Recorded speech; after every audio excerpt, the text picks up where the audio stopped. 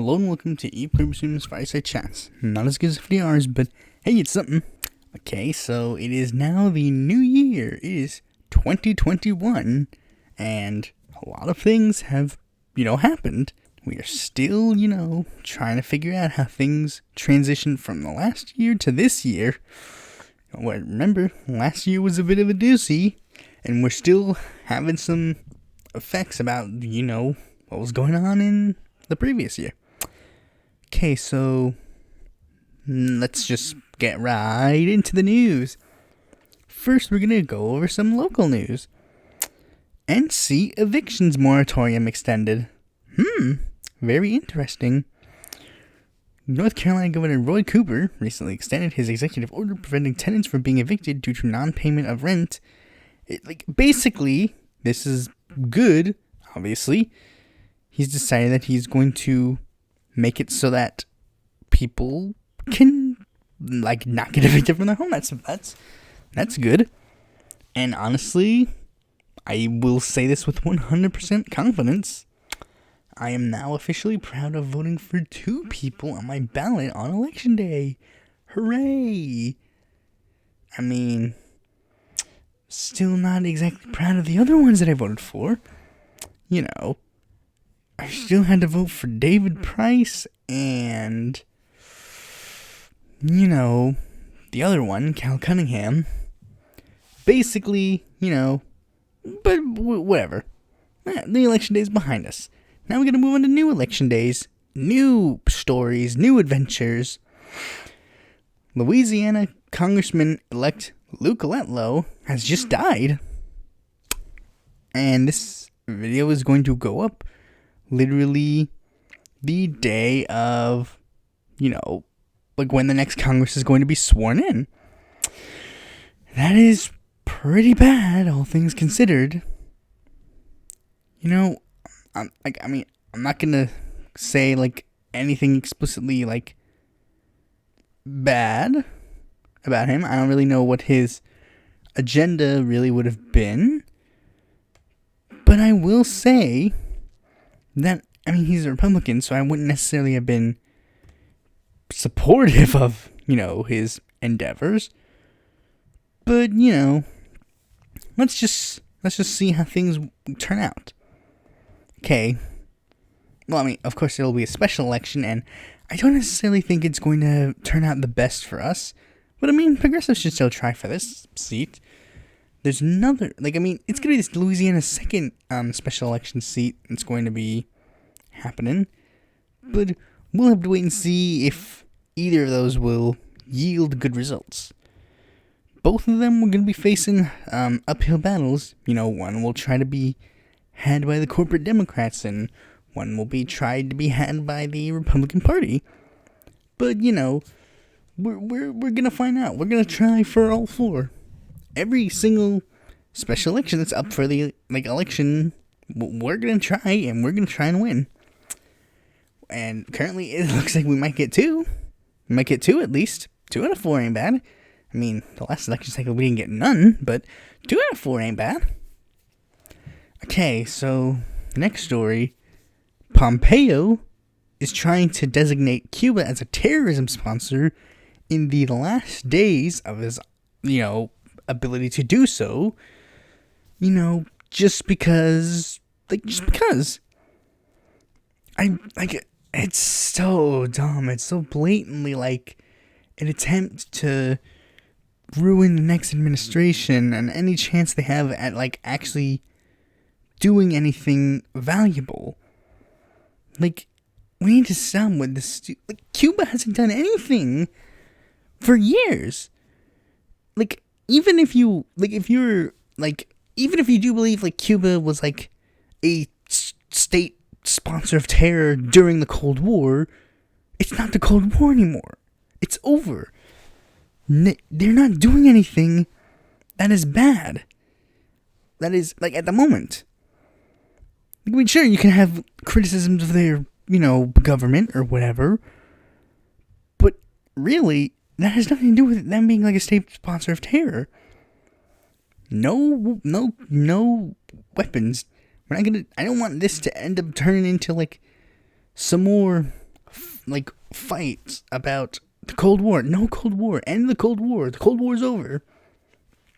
Communism is not this big threat in the world. So we need to fix this. End this. The Biden administration is going to have to be like, hey, bro, can you stop that? I don't even know if they will do that, but they should if Pompeo goes through with this. It's incredibly dumb. The fact that this is a thing, that people are even considering this, is just blatantly like, why? Okay, so now we're into something that I originally bookmarked to be good news, but has just turned out to be bad news. You may or may not know that recently, there was a vote on a new COVID stimulus. But this COVID stimulus, we all had the debacle of like, oh, we got $600 checks. But then people like Bernie and Trump and were like, hey, let's raise it to $2,000. And basically, like with Trump being like, hey, we should raise it to $2,000, it got like some like fake populist Republicans like Josh Hawley to be like, yeah, Bernie, let's do that. And Bernie's like, okay, let's try and do that. And his plan was that he was going to withhold, like he was going to say, we're going to not vote on the NDAA and force you to vote on $2,000. We're going to force you to do it. And if you don't do it, you're not going to be voting on the NDAA, and we're going to have, basically he was going to force them to vote on the $2,000 stimulus checks, preferably to vote to give them the stimulus checks. And it looked like it was going well. Bernie and a couple of other senators, most prominently Ed Markey, stated that they were going to be joining a filibuster to try and get this done. And everything seemed to be okay. However, it turns out that basically the Democrats just bent in the knee and was like, no, we need to get this spending bill down. And pretty much all of the Democrats decided they were going to vote for this particular, they voted to end Bernie's filibuster, and pretty much. Now the bill goes through, and they get nothing. Yay, hooray, I'm so excited. You gotta give it to Bernie and Markey. They were doing a lot. They were doing it. They were getting things done. And everybody who seems to claim oh, Bernie's a sellout and blah, blah, blah, clearly doesn't know anything. Or doesn't know what they're talking about. And Bernie clearly showed that he's willing to do things to get things done. And there is a degree where you can do it, and there's a degree where you can't. But I will say, things are interesting, and I did like the fact that Bernie pushed for this. Now, some people were even trying to give Hawley, the benefit of the doubt, Hawley is really good as well. But then Hawley immediately showed, all right-wing populists are fascists, pretty much. With the next story of Hawley being the leading senator to challenge the electoral college results. And what originally seemed to be just, Hawley's just going to do this thing, and everybody's going to be like, blah, blah, blah, blah, blah, hooray, and this stupid notion actually seemed to get a decent amount of support.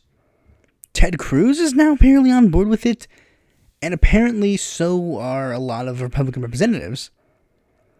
It's not just Ted Cruz, there's 11 Republican senators are now in favor of this. But here's an interesting thing. Everybody, the Trump sycophants are saying, hooray, we're going to stop the steal. We're going to stop the steal, and we're going to instill Trump as president forever. But many, senators have openly stated this isn't actually going to work. And this is 100% just to get Trump sycophants to leave them alone. This is 100% just to get Trump sycophants off their back. To show that, they're with Trump to the very end. And it's come on, man. Stop, man. We gotta stop this, boy. It's incredibly worthless to even consider doing this. It's dumb. But, the Trump sycophants will follow. And everybody will pretend everything is okay. I mean, of course, Democrats and progressives are calling them out for this. But there's inevitably nothing can be done, especially considering this bill will really not do anything. It's effectively just sort of like what the force the vote thing is.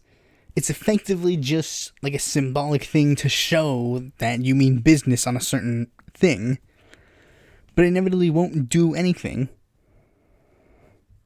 Okay. Things are looking pretty bad. Like, the news so far has just been pretty bad and, just not cool. Why don't we try with some good news? Here's some good news. Lee Carter, the Democratic Socialist representative from Virginia, is going to be running for governor. Hooray! This is pretty good. And I was like, I made the warning to Lee Carter. I said, Lee, if you're going to run, you got to make sure that you know that you have a better shot than Jean Carroll Foy. Because Jean Carroll Foy is another state representative who has also tried to position herself as the progressive candidate. Now, I'm not going to say that she's not progressive, but I have raised a particular issue that seems to rub a particular niche. Okay, this all revolves around one major difference, and it seems that everybody seems to be pointing out this difference. Well, I mean, not everybody. Some people, very few people are. Me and, Ultraviolet Ray is her name. She was, the head of Rose Caucus, and I think she's dating Lee Carter? Or married to Lee Carter? Something like that. So, technically, people would probably be hesitant to listen to her arguments on this to a degree. But, listen to my arguments because I like Lee. But I mean, I'm not married to him. I'm not doing what to Lee. but basically, I have a slightly more objective viewpoint on this. Especially more so because, to my knowledge, what is the controversy doesn't necessarily affect me. What do I mean by that? Well, there is a divide between the two progressive candidates in the Virginia gubernatorial race, Jean Carroll Foy and Carter for Virginia. I was reading that directly off my Twitter, which was a dumb idea. But here is the major difference. It revolves around a particular bill that was introduced in the Virginia House that was very controversial on the internet.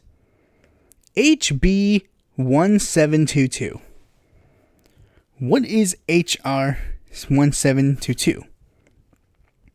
The bill would add a section to the Virginia Department of Education guidance resources to include this.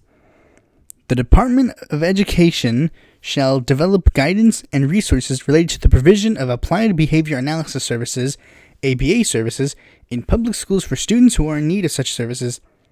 The guidance and resources developed by the department pursuant of subsection A may address 1. Determining the need for appropriativeness of providing ABA services to students during the school day, considerations of school boards regarding management and monitoring personnel who are not employed by the school who rather provide ABA services in public schools, the financial responsibilities relating to hiring and retaining personnel who are not employed by the school board and who provide ABA services in public schools, developing agreements such as between such providers of ABA services, families, schools, and utilizing licensed behavior analysis employed by the school board to provide ABA services.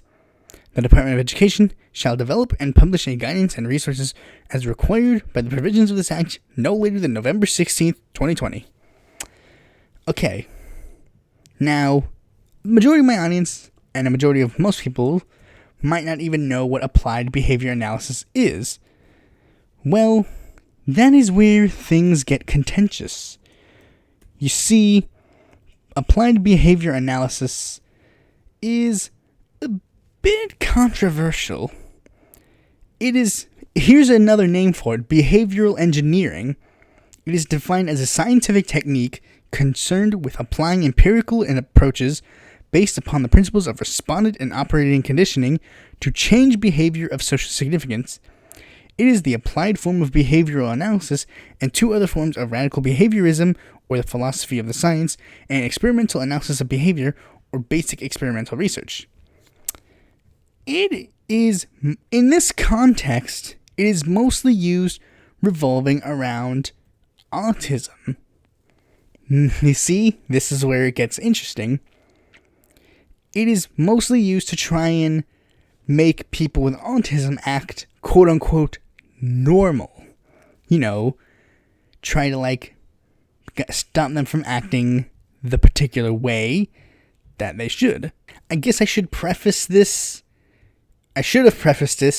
with me saying I am not an expert in this field, or any of these fields in particular, but basically, it is considered controversial because it tries to make people with autism seem like more normal in a sense, and in some embodiments it can be used in a way that it's basically sort of it's hard to describe because, again, I'm not really an individual who is the best knowledgeable on this.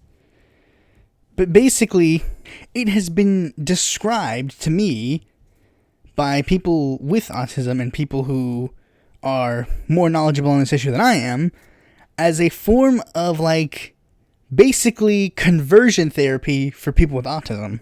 Now, I don't know if that's 100% accurate, but based on what I've seen, it does seem like the comparison is there. Now, here's the controversial part. You see, it wasn't even just because I think to a degree there have been some people who say there might be some. No, I don't even think it's the best. One thing that I'm seeing right here is that one group that promotes applied behavior analysis is a group called Autism Speaks. Autism Speaks is a group that is supposedly an autism rights group, or an autism awareness group, but they seem to treat autism as if it were a disease. It is trying to, it's coming for your kids, and we're gonna stop it. And the way they even try to describe, working with kids with autism, they describe it as if it were some you need to tell your friends, you need to, it's okay to reach out for your friends for help because I know it's a hard thing to do. They make it seem like it's a bigger deal than it is, which is again why people are well, it does seem suspicious that you want to change this, change our behaviors in a way that you would see more fit. And it wasn't helped because this particular bill was introduced by a delegate named Danica Roem. Danica Roem is a well-known transgender activist. I guess you could say. I use the weird term transgender activist. She's a transgender individual who has, rallied against conversion therapy, in regards to LGBTQ people. But, they've compared hey, this is a bit weird. Why would you endorse this particular bill due to this particular instance? And she received some critiques about it, and everybody was yo, you built yourself as this huge progressive icon, yet it does seem weird that you're, being a bit weird. Okay, now here's the biggest thing. The biggest critiquer of this was an individual called at the Aspergian Com. I think Like, they updated their handle. They made a new handle called the Neuroclastic. I think they realized maybe it was more offensive. The situation about that is different. They, added Danica and said, #asking autistics to please tweet our amazing trans delegate PWC Danica in Virginia to let her know that HB 1722 to allow the private ABA providers into public schools should not be passed, as ABA is abusive autistic conversion therapy pioneered by the founders of gay conversion therapy. Basically, they just simply added Danica and, brought this to our attention. Like, this bill seems very suspicious. Danica responded with, "This is absolutely not how to get about raising concerns about a bill my team and I worked with so many stakeholders to develop, let alone mischaracterize its intent. Sending an email to my office and asking to set up a time to talk with me would have been a demonstration of good faith." And their response that seemed to go ignored was, did you work with people with autism? Like, did you work with them, or did you work with groups that, are known for their working with autism and such? And there's one problem with that, because personally, the one big thing is that groups that seem, the biggest group that people go to talk about autism with is Autism Speaks, and they're just so bad at what they do. Okay, but, to get back on this point, this particular bill was very contentious, and I tried to see, did people, forgive Danica? Did the bill improve over time? And I haven't seen any evidence that proves that the bill has been changed, or altered, or made better. Now, why do I bring this up? Well, very simple. This bill passed with very noticeable interest. This is very interesting. It passed pretty much, it passed with 90 yeas and 9 nays. Here are the nays: Reed, Ranson, LaRock, Gilbert, Freitas, Frice, M.L. Cole, L.R.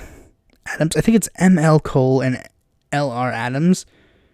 Whatever, but, the biggest contention is that Lee Carter voted no, and Carol Foy voted yes.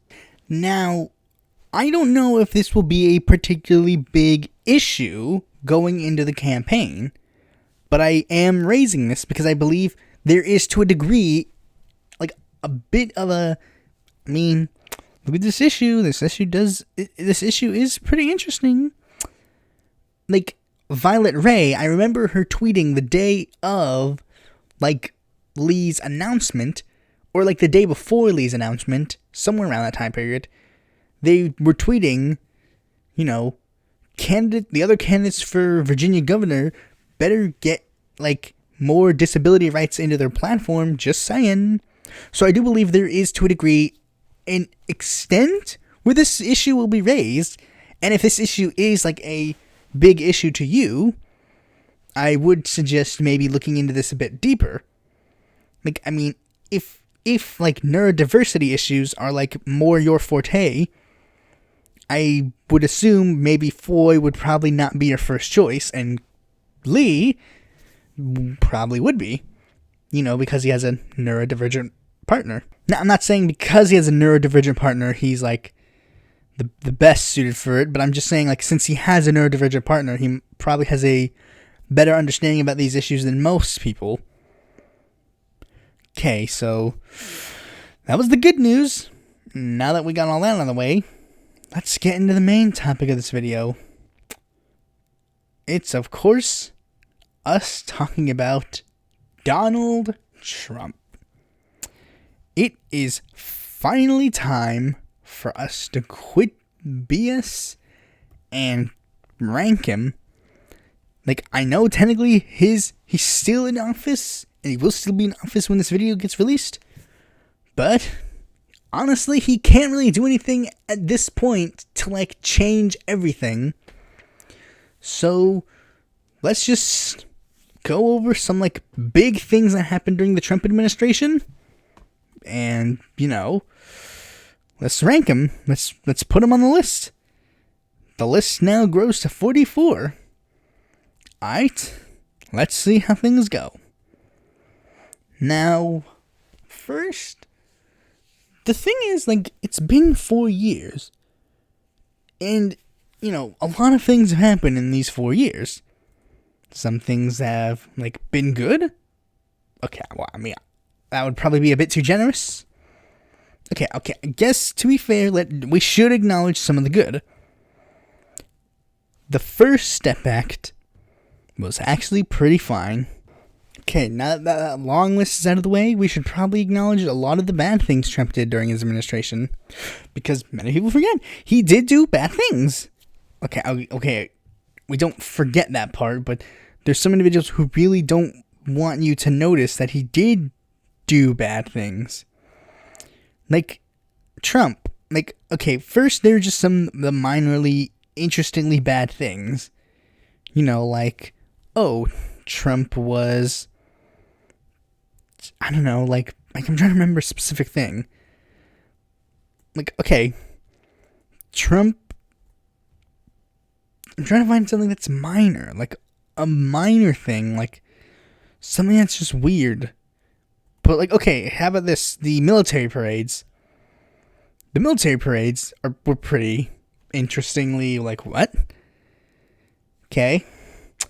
His whole shtick of, like, this fake non-interventionism thing ended up not being true. Like, and I hated how a lot of people just fell for all of the Trump fake populism, like, very simply. Like, oh, Trump is for $2,000 now. That's pretty cool. Okay, but is he going to do anything about it? He's going to veto the bill, okay? Is he going to sign an executive order? And if he was so for it, why didn't he do it at the beginning of the freaking pandemic? And then every single day he'd be like, oh, I'm going to withdraw our troops from this country so we can do good things. Okay. Why didn't he actually do it, though? Why hasn't he actually freaking done it? Oh, yeah, I forgot a good thing. Him trying to, like, make North Korea... Oh, no, wait, I can't even label that as a good thing. Because he didn't... Did he? I don't remember. There's so many freaking million things that he's, like, done, and he's changed his mind every so often. Like, oh, I'll do this. Oh, I'll do this. Like, and again, like, we can't... This whole stupid fake non-interventionism thing, I guarantee there's some people now who are even still like, hey, you know... at least Trump was okay on, you know, foreign issues. He wasn't as much of a war hawk as Joe Biden. Like, I still get people today who still do actually try to convince me, like, oh, at least he's not Joe Biden. Joe Biden is a huge war hawk. It's like, okay, but when has Trump not been a war hawk? He still did drone strikes. In fact, they sharply increased. They increased in a lot of countries. And in fact, he even like ended an Obama-era policy where they would actually report civilian deaths. So that means less transparency on this. He like did like many missile attacks. He killed Soleimani. He like literally killed Soleimani. He was just like is the stupid like fake non-interventionism shtick was just absolutely worthless. He didn't do any of that. Another issue we should address, SCOTUS. 3 SCOTUS nominees go to President Donald John Trump. Oh boy. And, like, I mean, no offense, but I really am not a fan of any of them. Gorsuch, Kavanaugh, Barrett, none of them are going to be making on my SCOTUS video, I will say. And I mean, granted, none of their predecessors, okay, one of their predecessors will make it on that list. But I mean, there's not much, especially considering one of them was just slightly better than the rest, I will say. Now, Trump, he also is just a blatant liar, but again, most politicians are, haha. Like, everybody makes that weird connection. Like, oh, he was pretty fucking whatever. And I think to a degree, there was just such blatant, like, this guy was just so dumb that there was nothing much anybody else could really do about it. Like, I mean, let's be real. Most of us were really focusing on, like, what would be the reaction to Trump? Like, how would the Democrats try to actually oppose Donald Trump? Or how would there be an adequate left to address this far-right turn that the country took? I know that was mostly my primary concern. Like, I mean, I'll admit, I'll just be point blank. Yeah, I was mostly focused on, like, what was the left going to do in response to this? And, you know, the fakeness on some of the left-wing figures. Like, I mean, there's some left-wing figures that were, like, tweeting, like, oh, let's try and get Trump to pardon Julian Assange and Edward Snowden. It's like, you're an idiot if you thought he was ever going to pardon any of them. He didn't, you know, drain the swamp like most people say. In fact, he encouraged the swamp. He, like, filled it even more. He brought in the, like, individuals who were just the swamp, and then, like, replaced, like, 3 of them and be like, see, I'm anti-swamp. But then, like, pardoned, like, a bunch of, you know, corrupt individuals. Like, he pardoned Dinesh D'Souza, which is just dumb. Like, a lot of people were really like, Dinesh D'Souza, he didn't do much. This is a political arrest. He broke the law. He you know, he gave the amount of money to give to a campaign. Now, of course, people will point out, but Hillary Clinton didn't. I don't care. Hillary Clinton, yes, she should go to jail too. Her and Dinesh can be in the same prison cell together. I don't care. He pardoned Duncan Hunter, literally the most corrupt individual that has served in the modern day, like, individual. He like, in his last week of pardons, he pardoned, like, a bunch of, like, people who committed a massacre. The Blackwater individuals who committed a literal massacre. Yeah, of course, he doesn't pardon Julian Assange, but he pardons these guys. Of course. Though, there is one thing I technically should address. This big thing that I think should be addressed in regards to Donald Trump. And this may be slightly controversial. But let's address the point of the individuals who may have either voted for Trump on election day 2016 or, you know, voted for like Jill Stein or Gary Johnson or whatever. The accelerationist theory, the ones who were saying that Trump being elected is the kick in the balls that the left needed to get moving. Well, I mean, were they necessarily wrong? Now, at this point, like, a fourth, like, I mean, if you're voting with that intention for, like, another 4 years, that would be dumb. But, I mean, technically, we're the ones who voted for that intention in 2016 wrong. Because let's analyze. Before 2016, how many progressive individuals could we say we logistically had in the United States House of Representatives? You know, we could say, like, Barbara Lee, Raul Grijalva, Keith Ellison, and, like, Peter Welch. And, like, maybe if you're generous, you'd be like, okay, a John Yarmouth, or, like, a Jim McGovern, or, like, a Mark Buchanan stuff. Like, you would see, like, it wasn't that much. But then you get more firebrand individuals down the line. You get AOC. You get a Rashida Tlaib. You get an Ilhan Omar. You get a Chuy Garcia. You get a Ayanna Pressley. And now that is growing. We got a Marie Newman. We got a Teresa Liger Fernandez. We got a Mondaire Jones. A Jamal Bowman. A Cori Bush. Cori Bush was probably a bigger win than most people realize. You know, Cori Bush was literally an activist who became a member of the House of Representatives. that is a big thing. Of course, yes, a bartender being elected into the House of Representatives is pretty good. And so is like electing one of the first black men who is also gay to be a member of the House of Representatives. But we also need to acknowledge, yes, an activist, like a literal activist, got elected into the House of Representatives. That is very notable. And should be like commended and very good. And a lot of other democratic socialist like-minded individuals who have been elected to like down the ballot races. So, to a degree, it did kind of work. But I mean, again, if you voted for that intention in the 2020 election, you'd be dumb. Because at that point, it's just clear, like, yeah, who cares? Like, yeah, we could get more progressive individuals, but, you know, we're already on that track. What's the point? Is another COVID-19 pandemic worth it? That's one thing that I should address also.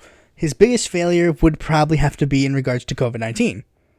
COVID-19 is just, that was the make or break issue for a lot of worldwide leaders. You know, if you could handle COVID-19 well, you are considered a good leader. If you handle COVID-19 bad, you're considered a bad leader. And certain individuals were able to do just that. Some handled COVID-19 well. You know, the woman who was in the New Zealand's prime minister, she was able to handle COVID-19 very well. AMLO was also able to handle COVID-19 decently well.